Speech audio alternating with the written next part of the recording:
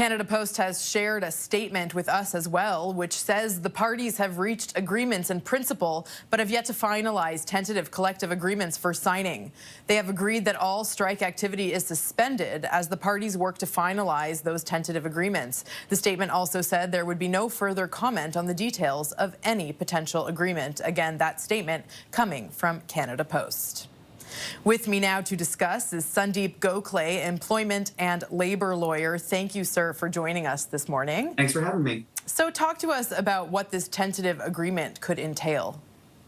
Well, it's unusual what the parties have done here. Typically, a union and an organization will come to a memorandum of agreement where they've papered all the details about what the deal actually includes.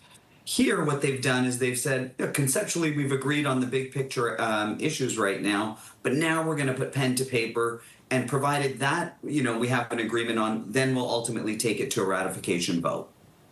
And what will this all mean for the mail carriers? Will they have any focus in this? Yeah, for sure. So ultimately, all the mail carriers will have an opportunity to participate in a ratification vote on the assumption that the parties can actually come to a written agreement on what the mail carriers are actually voting on, and they'll have the full stage to ultimately decide whether they agree to the collective agreement or not. Do you think one of the sides caved to get to this tentative agreement? Well, the timing is interesting. Canada Post announced yesterday their massive quarterly loss of north of $500 million. They also announced that they're going to need a further bailout from our federal government.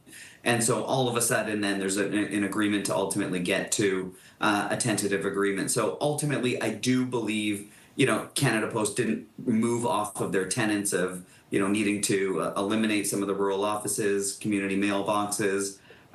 They needed some of that flexibility, and I think they're ultimately going to get that through this collective agreement. Okay, Sundeep, thank you for joining us this morning. That is Sundeep Gokhale, employment and labor lawyer.